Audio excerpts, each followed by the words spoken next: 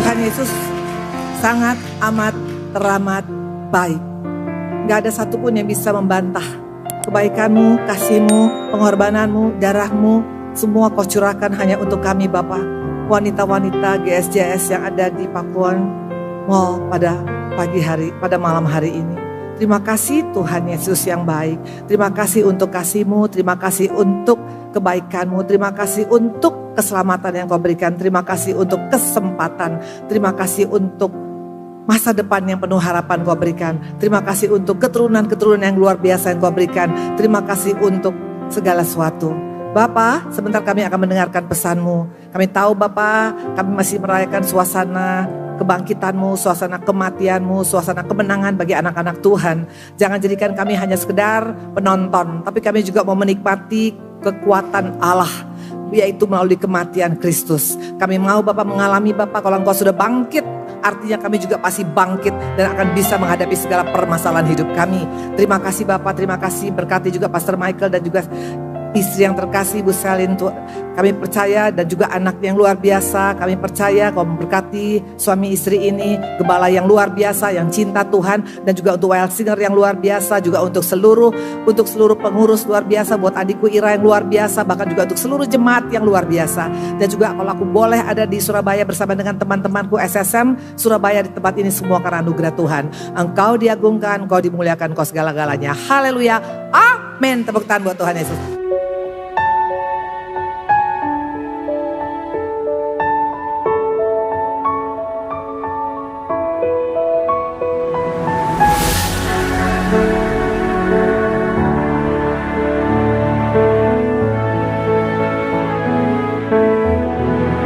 Thank you. Kenapa nggak bilang pakai kebaya? Jadi aku pakai kebaya juga. Aduh ampun dah. Hai. Shalom. Gimana semuanya si cantik-cantik luar biasa Surabaya? Sudah lama tidak bertemu ya? Ya, ini Ibu Gembala yang cantik juga, luar biasa sayangku. Ya, itu semua karena anugerah Tuhan. Gimana semuanya sehat? Sehat? Benar. Gak apa-apa kalau bilang lagi gak sehat, it's okay. Betul? Gak ada yang salah. Bilang, enggak Bu Indri gak terlalu oke, gak apa-apa ya. Karena Tuhan tuh apa adanya kita, betul? Oke. Kita masih merayakan suasana apa ini ibu-ibu? Suasana Paskah. Biasanya kalau Paskah urusannya apa? Urusannya biasanya apa? Telur. Aku bawa telur banyak loh. Wah luar biasa ya. Ya saya banyak bawa telur, dan yang luar biasa tadi telur ini yang membuat siapa tahu gak semua. Coba ibu-ibu SSM-ku yang cantik berdiri dong semuanya. Ayo berdiri, ini SSM-ku yang luar biasa ini. Bukan kalian, ini nih yang buat telurnya. Ibu-ibu, ini nih yang buat telur barusan kepada kita nih ya. Silakan duduk sayang.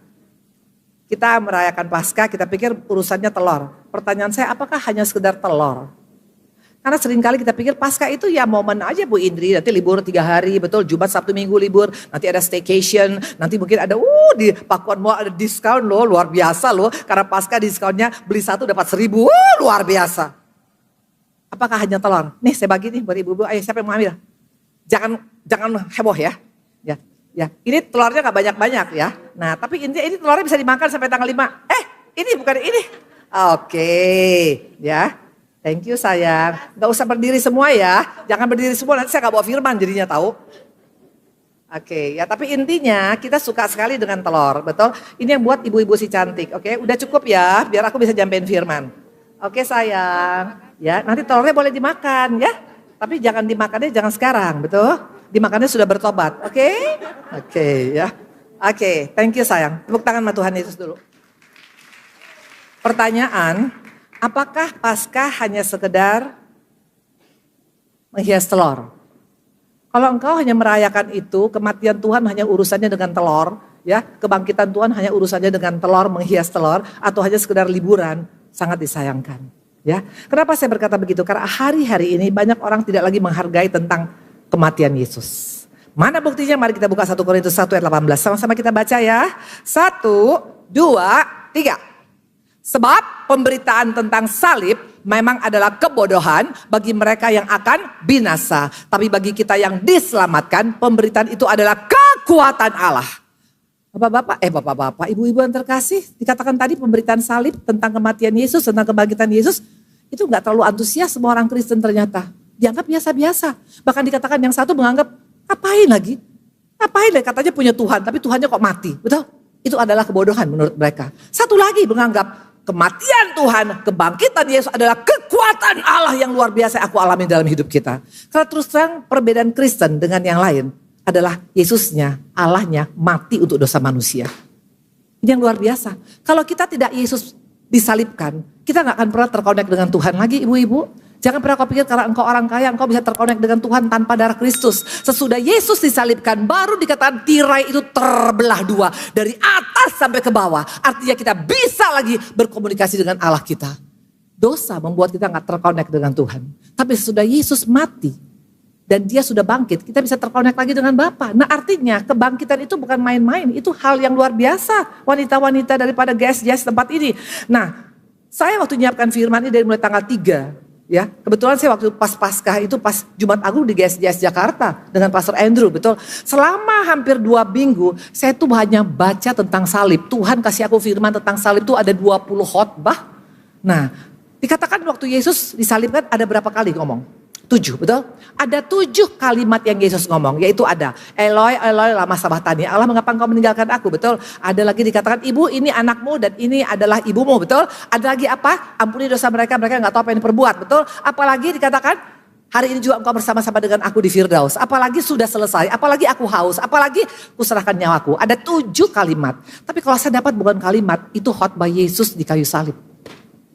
Itu yang luar biasa tentang salib. Kalau orang ngomong tentang ampunilah dosa mereka, mereka gak tahu apa yang diperbuat, lagi gak ada masalah, itu gampang. Tapi dalam keadaan Yesus mengalami hal yang tidak mudah loh ibu-ibu. Nah hari ini kita akan bicara tentang satu topik aja. Ya, tadi ada 7, makanya undang saya lagi, biar dapat yang 6 lagi, amin. Oke, kita akan lihat yuk, yang satu aja dulu ya. Kita akan baca, karena kalau kita sampaikan 7-7-nya, khotbahnya, 7 hari 7 malam kita gak akan pulang dari tempat ini, betul? Oke, yuk kita lihat Lukas 23 ayat 33 sampai 37. Ini kita khotbah, salah satu perkataan Yesus yang menjadi khotbah hari ini. Ketika mereka sampai di tempat yang bernama Tengkorak, mereka menyalibkan Yesus di situ dan juga kedua orang penjahat itu, yang seorang di sebelah kanan dan yang lain di sebelah kiri. Yesus berkata, sama-sama baca yuk, 1, 2, 3. Ya Bapa, ampunilah mereka sebab mereka tidak tahu apa yang mereka perbuat. Dan mereka membuang undi untuk bagi pakaiannya. Orang banyak berdiri di situ dan melihat semuanya. Pemimpin-pemimpin mengejek dia, katanya orang lain dia selamatkan. Biarlah sekarang ia menyelamatkan dirinya sendiri. Jika ia adalah Mesias, orang yang dipilih Allah. Juga prajurit-prajurit mengelolokkan dia. Mereka menunjukkan anggur asam kepadanya. Dan berkata, jika engkau adalah raja orang Yahudi, selamatkanlah dirimu. Ibu-ibu yang kekasih, waktu engkau baca kalimat Yesus, dia berdoa, Bapa ampuni dosa mereka. Mereka tidak tahu apa yang diperbuat. Halo? Kalau yang ngomong ini dalam keadaan gak ada masalah, gampang gak? Gampang. Tapi kalau kita mundur ke belakang, apa yang dialami oleh Yesus? Sebelum dia disalibkan, itu mengalami hal yang tidak mudah ibu-ibu. Diapain? Ditampar, buap! Buap, betul? Diapain lagi? Dipukul. Diapain lagi? Ditendang, buap! Diapain lagi? Diludahin. Diapain lagi? Ditusuk lambungnya. Diapain lagi? Disiksa, dicambuk. Cambuk Yesus itu ada 2 kepalanya. Satu dari tulang, satu lagi dari besi. Itu sekali tarik cambukan Yesus yang 39 kali. Setiap dicari itu dagingnya diambil. Jadi bayangkan dagingnya meleleh, disuruh gendong salib yang beratnya 300 kilo dengan perjalanan hampir 3 kilometer. Naik Gunung Golgota. Apa gampang berdoa seperti tadi? Bapa ampuni dosa mereka, mereka tidak tahu apa yang diperbuat. Saya mau tanya, ibu-ibu, kita ngomong sambil santai nih. Kira-kira orang-orang yang jahat ini tahu gak mereka melakukan ini? Sadar gak?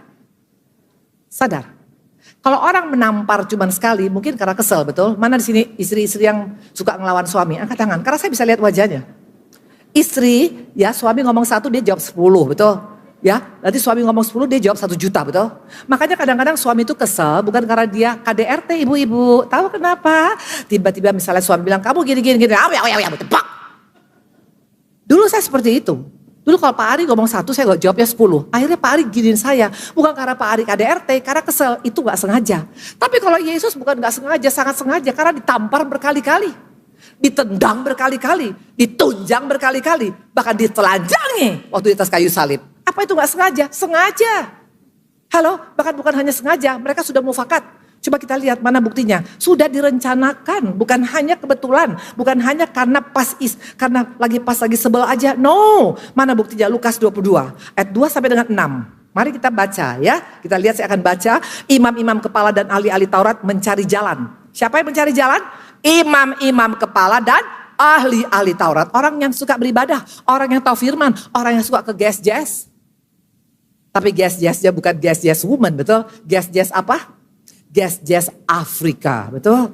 Ini orangnya di Afrika semua, betul? Mereka dikatakan mencari bagaimana mereka dapat membunuh Yesus. Sebab mereka takut pada orang banyak. Maka masuklah iblis ke dalam Yesus yang bernama Iskariot, seorang dari ke-12 murid. Lalu pergilah Yudas kepada imam-imam kepala dan kepala-kepala pengawal bait Allah dan berunding dengan mereka bagaimana ia dapat menyerahkan Yesus pada mereka. Mereka sangat gembira dan bermufakat untuk memberikan sejumlah uang padanya, dan ia menyetujuinya. Dan mulai dari waktu itu ia mencari kesempatan yang baik untuk menyerahkan Yesus kepada mereka tanpa setahu orang banyak. Jelas dikatakan di sini, mereka mufakat jahat.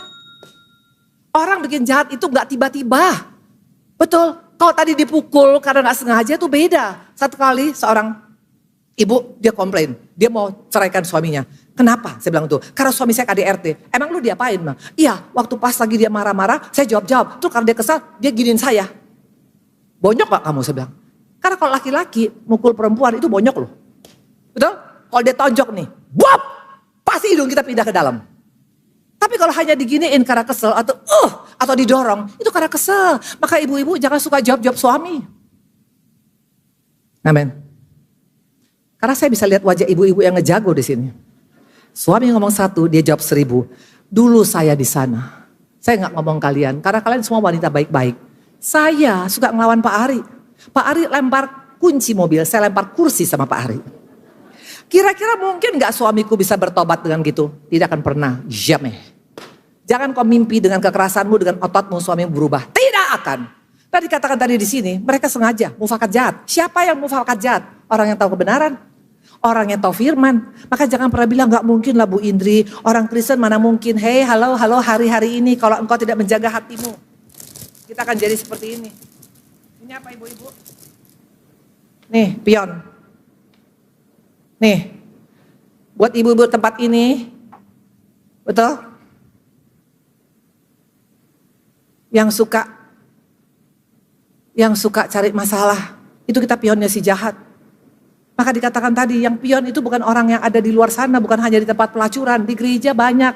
Karena gak bisa jaga mulutnya, gak bisa penguasaan diri. Halo, ini dikatakan tadi adalah ahli Taurat. Nah dikatakan tadi, mereka sangat tahu, sudah direncanakan, bukan tidak sengaja, bukan tidak sadar, bukan tidak tahu. Pertanyaan saya, apakah Yesus tahu? Yesus tahu gak ini mereka mau jual Yesus? Tahu. Coba buka Matius 26, ini yang Yesus kita luar biasa. Buka ibu-ibu, Matius 26 ayat 20 sampai 25. Setelah hari malam, Yesus duduk makan bersama-sama dengan ke-12 murid. Dan ketika mereka sedang makan, ia berkata apa? Aku berkata padamu, seorang di antara kamu akan menyerahkan aku. Dengan hati yang sangat sedih berkatalah seorang demi seorang. Katanya, bukan aku ya Tuhan. Dan ia menjawab, dia yang bersama-sama dengan aku mencelupkan tangannya ke dalam pinggan. Dia yang akan menyerahkan aku. Anak manusia memang akan pergi sesuai dengan apa yang tertulis tentang dia. Akan tetapi apa? Celakalah orang yang olehnya anak manusia diserahkan. Adalah lebih baik bagi orang itu sekiranya ia tidak dilahirkan. Yudas yang hendak menyerahkan dia menjawab katanya, bukan aku ya Rabi. Kata Yesus padanya, engkau telah mengatakan. Yesus tahu gak? Tahu. Perhatikan tapi gaya Yesus. Sudah jelas Yudas ini mau menjual. Tapi dia gak permalukan loh. Bisa gak Yesus permalukan depan murid-murid? Nanti itu tuh yang namanya Y. Belakangnya S. Kita kan suka sinis betul. Kita kan suka nyindir kan. Kalau Yesus gak pernah nyindir. Dia bilang nanti ada di antara kalian yang akan menyerahkan aku. Kalau lah bisa itu orang janganlah lahir. Memang betul anak manusia akan diserahkan. Tapi kok dari muridku. Tuhan kasih kesempatan. Mana tahu Yudas bertobat. Itulah kasih Yesus. Tuhan gak pernah langsung menghukum kita. Dikasih kesempatan kita. Tapi masalahnya Yudas pin-pinbo. Hari-hari ini kita bisa mendengarkan firman yang sama ibu-ibu. Betul? Yang sebelah kanan mendengar firman, yang sebelah kiri mendengar firman. Tapi beda respon. Yang satu bukan aku ya. Yang satu lagi cocok tuh untuk si Tintin. Mana dia si Tintin? Kira-kira kalau engkau seperti ini, mungkin gak engkau meresponi dengan sikap yang benar? Enggak. Jadi gak jadi jaminan orang yang suka beribadah. Gak jadi jaminan orang yang suka baca firman. Gak jadi jaminan orang yang pelayanan. Respon kita menentukan hasil akhirnya. Yudas gak respon. Tuhan berikan kesempatan yang sama bagi setiap kita. Sama seperti penjahat. Ada 2 penjahat, betul? Dua-duanya dekat sama Tuhan loh. Pertanyaan Ibu Indri, apa kebetulan tuh dua-dua di sana? No. Dalam Yesus gak pernah ada kebetulan. Engkau datang hari ini jam 7 malam beribadah kemari, gak kebetulan. Tergantung responmu hari ini. Amin. Karena respon yang menentukan. Bukan lamanya engkau jadi orang Kristen. Bukan lamanya engkau baca Alkitab. Bukan lamanya engkau pelayanan. Nehi. Tapi waktu engkau respon. Yudas gak respon. Tapi Tuhan tetap berikan kesempatan. Mana tahu the last minute. Yudas bilang, aku salah. Gak mungkin dia binasa. Amin. Dikatakan Tuhan tahu. Tapi yang luar biasa, Yesus doanya berubah enggak? Enggak. Walaupun Yesus tahu, walaupun Yesus sudah coba untuk membuat Yudas bersadar. Yudas gak sadar juga. Apakah akhirnya Tuhan berubah doanya? Tuhan ampunilah dosa mereka yang kurang ajar mereka. Enggak ada. Tetap karena mereka enggak tahu apa yang mereka perbuat. Itulah kasih agape. Tepuk tangan sama Tuhan Yesus. Itulah kasih agape ibu-ibu. Nih, saya sering bawa ini nih, saya paling suka bawa ini. Kekristenan bukan agama ibu-ibu. Kekristenan bukan doktrin. Kekristenan bukan sekedar engkau ibadah. Kekristenan bukan pelayanan. Kekristenan bicara tentang kasih Yesus. Makanya kalau engkau berkata engkau pengikut Yesus, tapi engkau tidak punya kasih lagi, kita salah di mata Tuhan. Maka tadi saya katakan, salib itu luar biasa. Karena di sana Tuhan mengampuni kita, ibu-ibu yang terkasih, betul? Nah dikatakan ada kesempatan diberikan pada Yesus kepada Yudas, tapi dia tidak juga mengubah pikirannya, betul? Berarti kembali ke laptop, Yesus sudah tahu. Sekarang dengar baik-baik, doanya tadi adalah, Bapa, ampunilah dosa mereka, mereka tidak tahu apa yang diperbuat, betul? Berita salib yang luar biasa yang patut menjadi perenungan kita hari ini. Sanggup gak kita meneladani yang Yesus lakukan? Jadi bukan hanya sekedar engkau ibadah tiap minggu. Bukan sekedar karena engkau ikut Paskah. Bukan sekedar engkau ikut Jumat Agung. Bisa gak kita melakukan seperti Yesus lakukan? Halo? Mungkin kita bilang Bu Indri. Tapi memang jahat ya Bu Indri. Gak beri kemanusiaan, sadis Bu Indri. Apalagi kalau ibu-ibu renungkan ya. Yesus ditusuk lambungnya betul? Ya. Saya mau nanya, gimana orang nusuk lambung Yesus posisinya jauh apa dekat? Dekat. Berarti kadangkala yang menusuk kita tuh orang dekat dengan kita loh. Kalau yang nusuk dari Alaska gak apa-apa. Tapi kalau yang nusuk adalah suamimu, iparmu, anakmu. Itu gak gampang. Tapi tetap Yesus walaupun yang nusuk itu orang dekat dengan dia. Tetap Bapa ampuni dosa mereka. Mereka tidak tahu apa diperbuat. Sama dengan saya. Yesus berdoa buat saya juga. Bapa, ampunin dosa si Indri. Si Indri gak tahu apa yang diperbuat. Padahal 40 tahun aku tinggalkan Tuhan Yesus. Kurang apa lagi Yesus kita? Nah kalau engkau merayakan kematian Yesus biasa-biasa, there is something wrong with us. Saya mau tanya, siapa yang berani di sini mengatakan saya tidak pernah melakukan dosa? Angkat tangan. Biar langsung masuk surga hari ini. Tidak mungkin. Semua kita berdosa sejak dari kutuk keturunan, betul? Tapi itu pun Tuhan ampunin. Bahkan dikatakan dia gak tahu apa yang dia perbuat. Tapi kita menganggap biasa-biasa. Dari mana ketahuan biasa-biasa? Jumat Agung dianggap biasa. Paskah dianggap biasa. Padahal di sana pengorbanan Yesus yang luar biasa, betul? Nah, mungkin kau bilang Bu Indri, saya itu orangnya baik. Kalau orang baik mas saya loh. Saya kalau orang baik Bu Indri, saya itu jauh lebih baik. Kalau orang menghargai saya kepala pun saya kasih Bu Indri. Tapi kalau orang menghina saya, sorry. Tiada maaf bagimu. Sering gak kita dengar kata-kata itu? Kalau dia baik, gue baik abis. Makanya lu hargai gue dong. Lu kalau hargai gue hargai lu. Itu bukan formula surga ibu-ibu. Kalau engkau berkata itu tentang salib, itu bukan salib. Coba kita lihat, ini ajaran daripada Yesus. Buka Matius 5. Yuk kita lihat ya. Supaya di tempat ini. Jangan hanya sekedar kita hanya cari firman yang berkat-berkat saja. Kalau firman tentang menjadi kepala tidak menjadi ekor, tetap naik tidak turun, betul. Kalau firman Tuhan tentang minta diberikan, cari mendapat, ketuk dibukakan, semua rame. Kalau firman tentang ketawa-ketawa, ditanya bagaimana firmannya, lucu banget. Halo, apakah kematian Yesus lucu-lucu saja? Berita salib sekarang jarang disampaikan karena memang tidak populer. Padahal itulah kekuatan orang Kristen. Itu yang membedakan kita dengan yang lain. Tapi sering kita tidak sadar, betul? Nah, kita akan lihat sekarang di sini. Ini formula surga. Buka Matius 5 ayat 43 sampai 46. Kamu telah mendengar firman, kasihlah sama manusia dan bencilah musuhmu. Ini ajaran daripada Taurat. Tapi aku berkata padamu, ini ajaran Yesus. Sama-sama baca yuk 1, 2, 3. Kasihlah musuhmu dan berdoalah bagi mereka yang menganiaya kamu. Bukan hanya gak sopan loh. Menganiaya. Kira-kira apa arti menganiaya? Menganiaya itu bukan hanya cuman, ih dasar, jelek. Bukan. Dianiaya. Itu dikatakan malah harus kita doakan, bahkan kita berkatin. Coba kita lihat berikutnya. Karena dengan demikian kamu menjadi anak-anak Bapa yang di surga. Ibu-ibu perhatikan. Untuk menjadi anak Bapa bagaimana? Waktu kita bisa mendoakan orang yang jahat sama kita loh. Jadi engkau menjadi anak Tuhan bukan karena kita Kristen. Jangan dikit-dikit bilang, kita kan anak-anak Tuhan. Betul? Sering gak dengar orang Kristen ngomong gitu? Kita anak-anak Tuhan loh, beda dengan mereka, bukan anak-anak Tuhan. Dengar baik-baik, anak-anak Tuhan gak ada hubungannya karena engkau pakai kalung salib berlian. Anak-anak Tuhan, waktu engkau bisa mendoakan, memberkati orang yang menganiaya kita. Itu. Makanya saya bilang tadi orang gak suka firman ini, karena firman ini tentang mengkorek kita punya. Mengkorek kekurangan kita, betul? Nah dikatakan tadi di sini adalah apa? Karena dengan demikian kamu menjadi anak-anak Bapa yang di surga, yang menerbitkan matahari bagi orang yang jahat dan orang yang baik. Menurunkan hujan bagi orang yang apa? Benar dan orang yang tidak benar. Apabila kamu mengasihi orang yang mengasihi kamu, apa upahmu? Bukankah pemungut cukai juga berbuat demikian? Apabila kamu hanya memberi salam pada saudara-saudaramu saja, apakah lebih daripada perbuatan orang lain? Bukankah orang yang tidak mengenal Allah berbuat demikian? Saya mau tanya. Ini formula surga. Makanya seringkali kita pikir, gue udah baik kok. Gue gak ada masalah kok. Gue gak berzina. Gue gak membunuh, betul? Betul. Tapi bisa gak kita mengampuni orang yang jahat sama kita?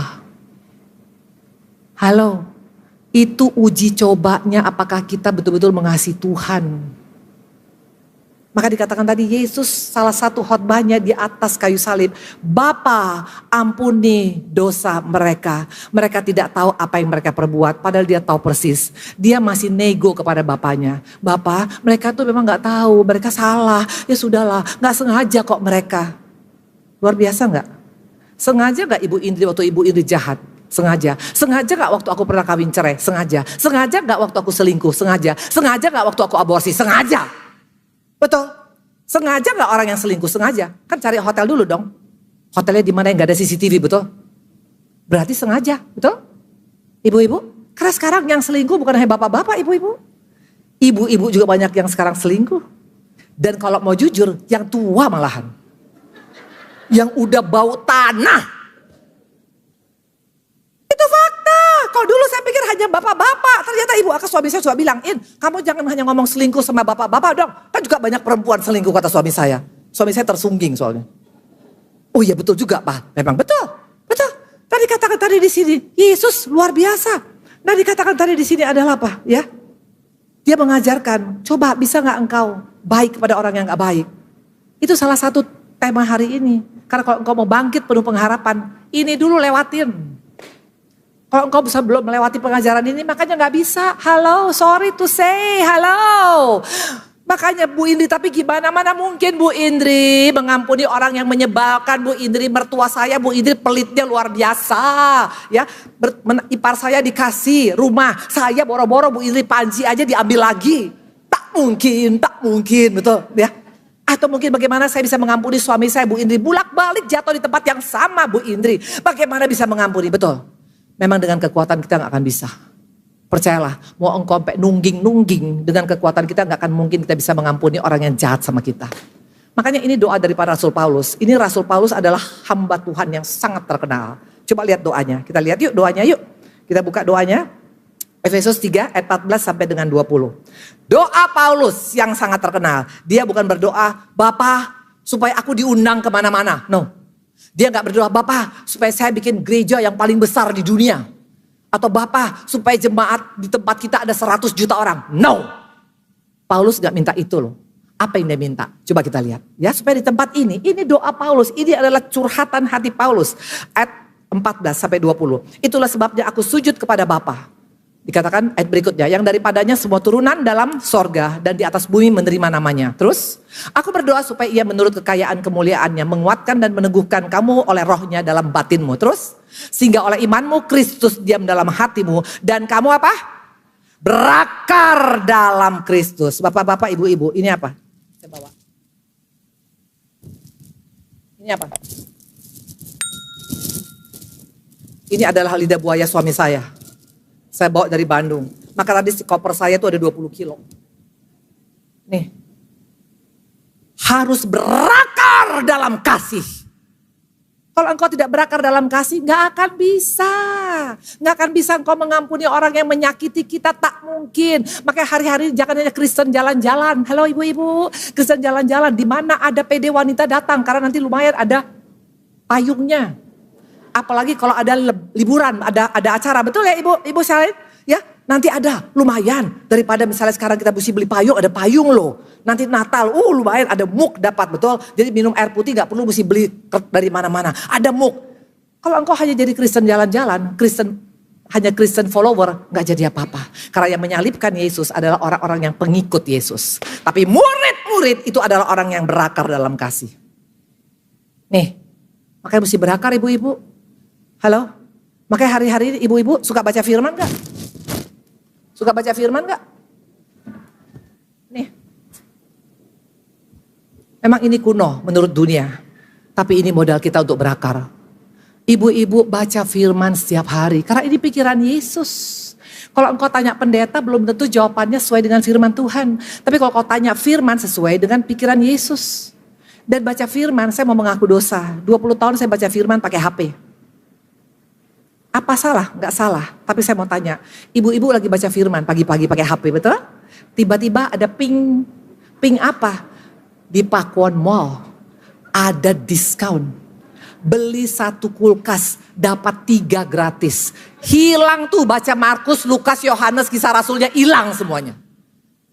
Iblis jago, dia distract tuh dengan hal-hal kecil. Dia gak suruh kau sekarang ke meja judi. Dia gak suruh engkau supaya engkau jadi pelacur. No, hanya dia bilang ngapain baca firman serius-serius banget. Sambil makan rujak dong, betul. Sambil nanti telepon orang, di mana Ci, apa kabar? Baca lagi, oh ya. Kalau kau baca firman seperti itu, kau tidak akan bisa berakar. Nih di sini semua ada. Sekarang bisnis lagi susah ibu-ibu. Mau tahu jawaban bisnis? Nih. Mau tahu masalah anak-anak masa depanmu? Nih. Mau tahu masalah keluargamu? Nih. Mau tahu masalah kesehatanmu? Nih semuanya. Tepuk tangan Tuhan Yesus. Harus berakar. Maka pulang dari tempat ini semua beli lidah buaya, betul? Harus berakar. Orang yang berakar beda. Tidak gampang tumbang. Makanya dia bisa mengampuni orang yang menyebalkan dirinya. Jadi kalau engkau belum bisa mengampuni, tapi susah Bu Indri, yang gak gampang dong. Karena engkau tidak berakar. Karena engkau hanya Kristen jalan-jalan. Hanya Kristen payung. Hanya Kristen, lumayan nanti di sana kuenya enak loh. Makanya Senin, Selasa, Rabu, Kamis, Jumat, Sabtu, Minggu, di mana-mana hadir, omnipresent. Kayak Bapa di surga. Please, ini akhir zaman. Ibu-ibu keadaan akan semakin sukar. Bensin ntar lagi naik. Sekarang harga-harga barang sudah mulai naik. Halo? Dan mau tanya, kalau semua naik, ekonomi susah, bisa gak terjadi chaos? Bisa. Bisa gak aman? Kita kalau biasanya jalan di Pakuan aman, tiba-tiba bisa penjambretan. Kayak di luar negeri sekarang penjambretan di mana-mana. Paling aman sekarang Indonesia sampai hari ini. Kalau saya bisa letakin tas, lagi makan di restoran, di Indonesia aman. Tapi kalau saya makan di restoran, itu saya di luar negeri, itu tas bisa hilang, sampai sayanya pun bisa hilang. Dan saya pernah ngalamin, padahal di tempat yang paling tinggi ekonominya, itu HP hilang. Dengan cara diambil, dengan cara pura-pura minta pinjaman, minta uang, tapi tiba-tiba HP saya bisa hilang. Kenapa? Karena ekonomi susah. Tapi kalau engkau tahu pikiran Tuhan, beda hidup kita. Tepuk tangan sama Tuhan Yesus. Nah kita lihat sekarang, betul? Bu Indri, doanya tadi, kenapa harus berakar? Buka ayat berikutnya. Aku berdoa, lihat ini kata Paulus. Aku berdoa supaya kamu bersama-sama dengan segala orang kudus. Dapat apa? Sama-sama yuk, 1, 2, 3. Memahami betapa lebarnya dan panjangnya dan tingginya dan dalamnya kasih Kristus. Kenapa engkau tidak mengerti kebaikan Tuhan? Karena engkau tidak berakar dalam Tuhan. Kalau orang yang berakar dalam Tuhan itu hanya dengar lagu salib itu bisa nangis loh. Bapa, baiknya engkau Bapa. Saya waktu bertobat tanggal 20 Mei, Bapak gak kasih probation. Atau probation percobaan. Mau bertobat, tunggu 3 tahun baru saya terima kamu sebagai anak. No, waktu saya bertobat tanggal 20 Mei, hari itu juga saya menjadi anak Bapak loh. Itulah Yesus kita. Makanya engkau harus minta, Bapak aku mau berakar dalam engkau. Supaya waktu engkau ibadah beda ibadahmu. Gak ibadah rutinitas. Orang rutinitas dengan orang yang betul-betul mengasihi Bapak tuh beda. Cara dia ibadah, cara dia menyembah, cara dia melayani, cara dia mendengar firman. Beda. Amin. Pertanyaan, ada gak Bu Indri orang kayak Yesus? Ada. Yusuf. Yusuf tahu persis betapa panjangnya, betapa lebarnya, betapa tingginya, betapa dalamnya kasih Allah. Yusuf itu dari mulai umur 13 tahun udah dibuang ke sumur. Betul? Dia baru umur 30 tahun jadi raja orang Mesir. Ibu-ibu, masa muda Yusuf itu gak pernah dirasakan loh. Saya mau tanya, yang paling enak masa tua atau masa lagi muda? Kalau saya terus terang yang paling saya ingat masa muda saya. Waktu saya SMP sampai SMA, betul, yang suka kadang-kadang bolos, betul. Ayo kita bolos, mari rame-rame bolos. Tuh kita pakai baju bapak kita semuanya. Kita pakai baju yang Israel semuanya, pakai baju putih main-main hujan. Rame banget, betul. Yusuf pernah gak ngerasakan? Gak pernah loh. Karena dari mulai umur 13 tahun langsung diapakan? Jadi budak, masuk ke sumur. Persis kayak dialami oleh Yesus. Yesus masuk ke sumur loh. Kalau kalian pernah ke Israel, Yesus masuk ke sumur, saya ke sana waktu itu sama Pak Rubin Adi. Sedih banget, dalamnya luar biasa dan Tuhan gak dikasih makan semalaman loh. Udah gitu diapain lagi? Dijual sebagai apa? Sebagai budak, betul? Yesus juga dijual. Kalau Yusuf 20 sikal perak, Yesus berapa? 30 sikal perak. Nanti kalau ibu-ibu baca di 2 Raja-Raja 6, coba buka 2 Raja-Raja 6 ayat 25. Biar kita lihat harga Yesus murahnya minta ampun. 2 Raja-Raja 6 ayat 25. Sama-sama baca yuk, 1, 2, 3. No, 2 Raja-Raja 6 ayat 25. 1, 2, 3. Maka terjadilah kelaparan hebat di Samaria selama mereka mengepungnya. Sehingga sebuah kepala keledai berharga berapa? 80 sikal. Dan seperempat kap tahi apa? Merpati berharga 5 sikal. Bayangkan, Yesus harga 30 sikal. Keledai yang oon, binatang paling oon tuh keledai. Bukan harimau, bukan beruang, kutub. Tapi keledai harganya 80 sikal. Harga Yesus di bawah. Dan tai merpati, merpati 5 sikal. 6 kali harga Yesus. Coba bayangkan murah banget Yesus dijual. Halo. Ini gak main-main, maka hari-hari ini kalau engkau tidak berakar dalam Tuhan akan beda. Nah Yusuf dijual, habis itu apa? Dilupakan, masuk ke dalam penjara, difitnah, persis kayak Yesus. Pertanyaan, apakah dia dendam pada keluarganya? Dari mana tahu gak dendam? Waktu papanya meninggal Yakub, abang-abangnya takut semua. Dia bilang bahaya, nanti Yusuf bisa masukkan kita ke penjara karena kita jahat sama dia. Mereka bilang, Yusuf waktu papa meninggal, Pak Yakub meninggal, katanya kau mesti jaga kami. Mereka bohong. Yusuf bilang apa? Gak usah pun kamu ngomong seperti itu. Aku akan pelihara hidup kalian. Bayangkan yang membuat dia menderita belasan tahun. Dia berkati, dia doakan, dia pelihara, dia kasih Goshen sama mereka. Tepuk tangan sama Tuhan Yesus. Dan apa yang terjadi? Apa yang tidak pernah dipikirkan, apa yang gak pernah dilihat dengan mata, apa yang gak pernah kita dengar. Itu yang Tuhan sediakan bagi Yusuf. Mau mengalami kebangkitan? Mau mengalami pengharapan? Tidak ada pilihan lain. Praktekkan kasih Yesus. Hanya itu. Jadi kalau engkau berkata, saya pengen bangkit Bu Indri, saya pengen ada pengharapan, saya pengen ada perubahan, saya pengen pemulihan. Nggak bisa. Bagaimana caranya untuk bisa Bu Indri? Nih, dengar nih, berakar. Kalau engkau tidak berakar, makanya engkau tidak heran jadi Kristen ini. Ini apa ibu-ibu? Kristen orok. Dari mana tahu Kristen orok? Dari doanya. Paling suka doanya Matius 7. Minta diberikan, cari dibukakan, ketuk akan dibukakan, betul? Hanya minta. Kalau engkau hanya minta, kalau engkau minta luar biasa. Makanya doanya panjang memang, tapi bukan panjang untuk apa yang harus saya lakukan Tuhan. Tapi apa yang bisa Tuhan lakukan? Panjang. Tuhan kalau bisa Tuhan, rumah kontrak dibayar 100 tahun Tuhan. Tuhan kalau bisa Tuhan, anak saya baru lahir langsung S3 dari Amerika Tuhan. Tuhan kalau bisa suami saya Tuhan, gak pernah genit-genit sama si Elsia Tuhan. Tuhan kalau bisa Tuhan, saya gak tua-tua, semua hanya minta. Sorry to say, Itu wanita bayi rohani. Sama engkau bayi rohani, gak akan bisa berakar ibu-ibu. Halo? Dari mana ketahuan orang bayi rohani? Dari doanya. Kalau orang dewasa doanya, Bapa berikan aku untuk bisa berakar dalam kasih-Mu. Agar walaupun keadaanku tidak seperti yang aku inginkan, tapi aku tetap berkata Yesus luar biasa. Itu orang yang akan menang. Itu orang yang punya pengharapan. Sebagai terakhir saya undang pemusik. Mungkin kau bilang ibu ini gak ngalamin. Saya lagi ngalamin ibu-ibu. 3 hari yang lalu saya dapat surat dari polisi. Saya diberikan oleh orang tua saya, Selin. Diberikan oleh orang tua 38 tahun yang lalu sebuah hotel. Dan itu dihibahkan pada saya dan seluruh keluarga tahu. Tiba-tiba dilapor polisi, dibilang saya melakukan keterangan palsu, mencuri tanah itu. Dan dilaporkan ke Polda Metro. Siapa yang melaporkannya? Keluarga saya sendiri. Ibu-ibu, kira-kira kalau engkau mendapatkan seperti ini bisa marah atau bilang happy ye. Nggak mungkin. Sedih, marah. Tapi Tuhan ingatkan, Indri, ingat waktu aku dicucuk lambungku. Yang menyucuk aku tuh orang dekat. Karena dekat jaraknya antara tentara dengan Yesus. Bap! Ditusuk. Makanya saya ngalamin itu sekarang. Tapi saya diingatkan Tuhan Ayub. Waktu iblis mengganggu Ayub. Dia bilang ya jelaslah si Ayub sayang sama kau. Orang semua kau siapin. Apa yang dikerjakannya kau bikin berhasil. Dan kau pagari dia punya, betul? Hei lihat, iblis aja tahu loh Tuhan sayang sama kita. Kata Yesus, kata Allah, oke, silakan ganggu, tapi jangan ambil nyawanya. Mana remote-nya?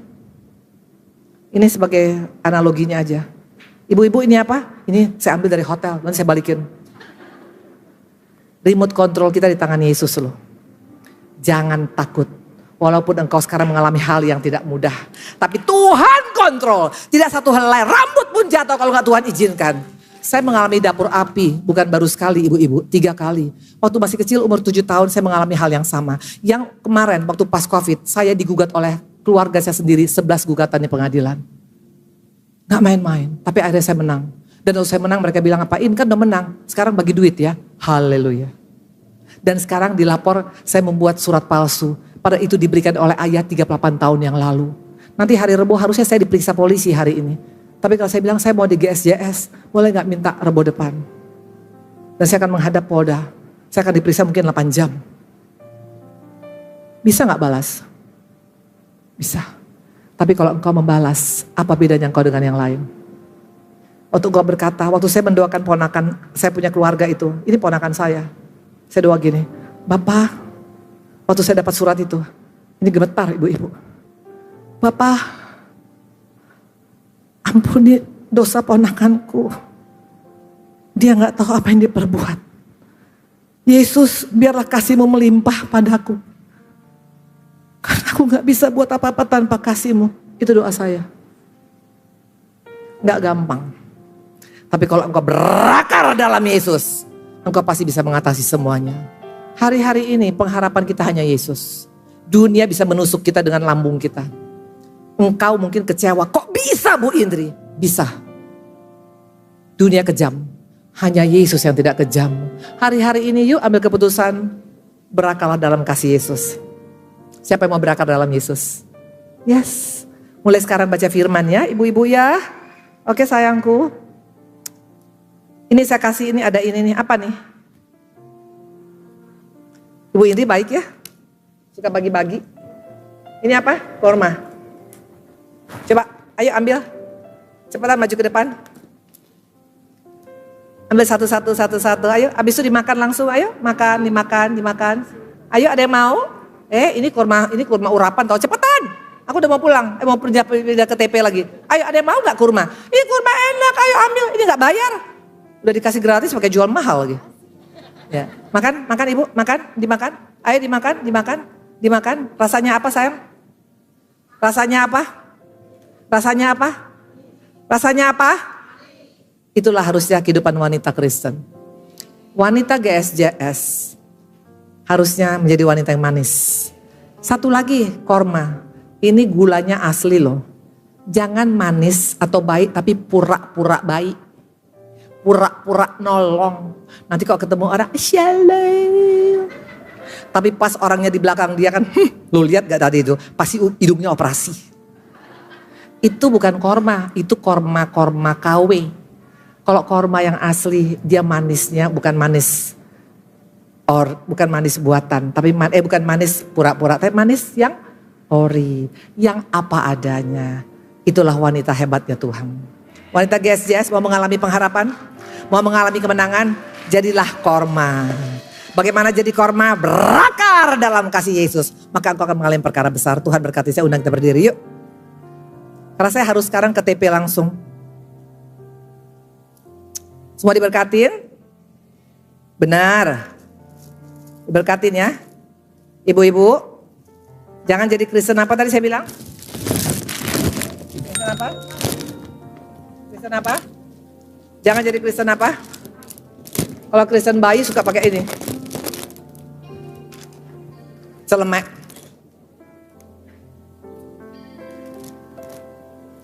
Stop. Jadi Kristen pakai celemek, betul. Jadilah wanita dewasa. Karena hanya orang dewasa yang akan bisa bertahan di akhir zaman ini.